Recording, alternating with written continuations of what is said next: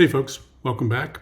I'm Eddie G, DM Fumble, and this is another episode of Fumbling Around, where I look at all things related to Dungeons & Dragons, Dragonlance, or whatever else interests me at the moment.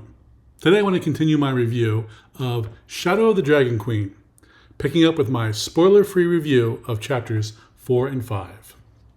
So far we looked at a number of chapters that provide background for the DM, character rules for the players, a few preludes to give each character group, Arcane, Divine, and Martial, a little taste of action in this new setting. And then finally chapter 3, where we actually start introducing some of the key story points of the campaign. We end that chapter with an invasion and the heroes helping the small town of Vulgar to escape. Now let's pick up with chapter 4, Shadows of War. Here the party successfully guides the refugees to the large city of Calaman. Calaman becomes important for the rest of the adventure for a number of reasons. This chapter provides a light gazetteer on the city and a number of different encounters, including role-playing, information gathering, exploring the city, and combat. There are a number of role-playing encounters that take place in Castle Calaman, one of the key locations. They're all role-playing based, so no map is provided, and none is actually needed for those particular encounters.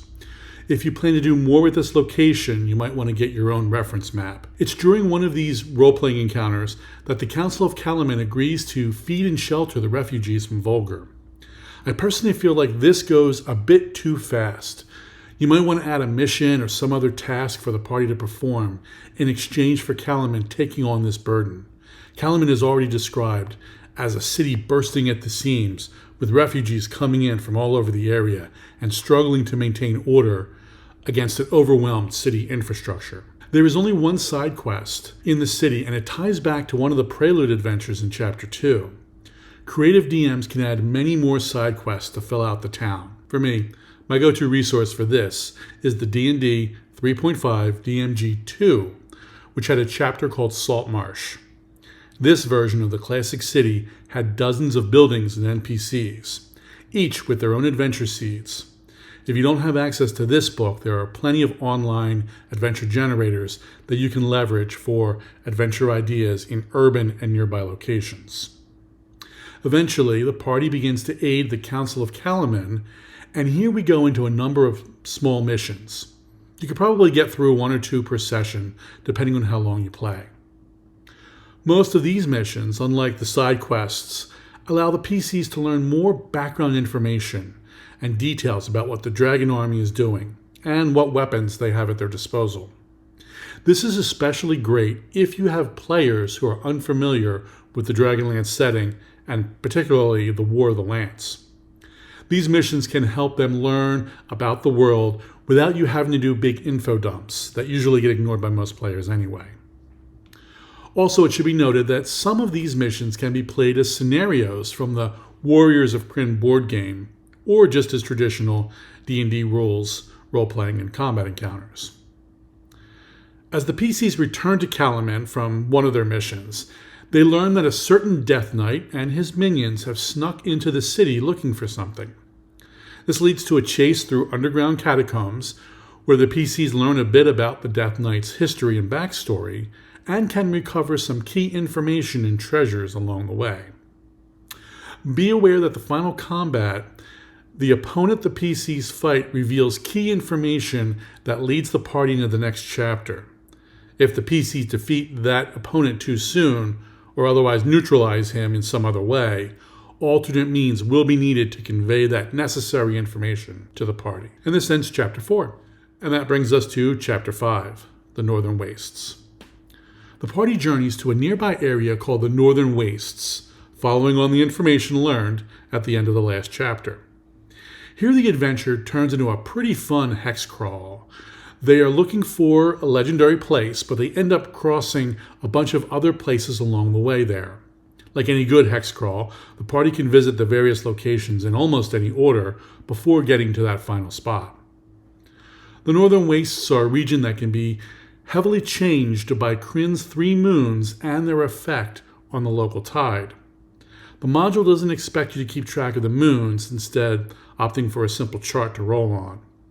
As a longtime Dragonlance nerd who actually enjoys tracking the moon positions in my various campaigns, I expect that I would do the same here to determine their combined influence on the region. The area also has a number of random encounters if you need something to spice up a long travel or break up a boring interlude. The bulk of the chapter covers the 11 different encounter areas for the party to find and interact with. All different types of encounters can be found, including combat, exploring various ruins, and role-playing. And in many of these individual areas, multiple encounter types occur.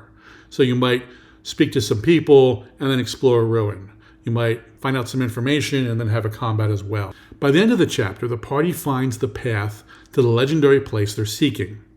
That path is blocked by an enormous number of Dragon Army troops. Here they can plan a diversion with the aid of some allies and execute a stealth mission through a little-known side passage to where they want to go.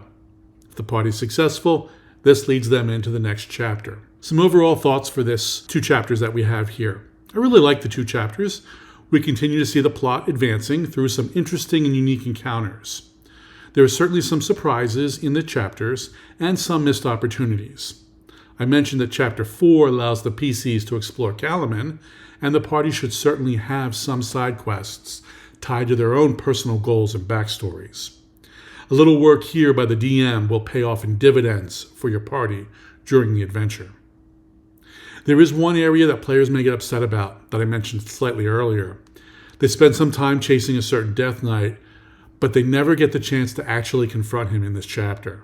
And truth be told, the party is way underpowered at this point, and it would have been a brutal TPK if they did go toe-to-toe. Make sure you have some alternative goals for the party to achieve so they don't feel like their efforts are in vain, so they can feel like they have a goal that they have achieved and something to feel good about at the end of that chapter. Chapter 5, on the other hand, allows the party to flex their skills across all 3 D&D game pillars, and depending again what they prefer, lean into those types, beef up combats or tone back role-playing, whatever their preferred preference and style is. I really like the way this adventure is progressing, especially because it never feels like we're just slogging through the same encounter type over and over. It's not just a band of draconians and another band that are a little bit different or have more magic or more numbers, or this or that. We really have a lot of variety in what we're encountering here as we continue to move through the story and the plot here. Next time, we'll look at the final 2 chapters. Remember, if you like this video, please hit the like and subscribe to be notified when new content is available. And if you can, please consider sharing this link with another Dragonlance fan who might be interested in this content. Lastly, if you want to follow me, I'm DM Fumble, drop the E, on Twitter and Instagram. Cheers. Until next time.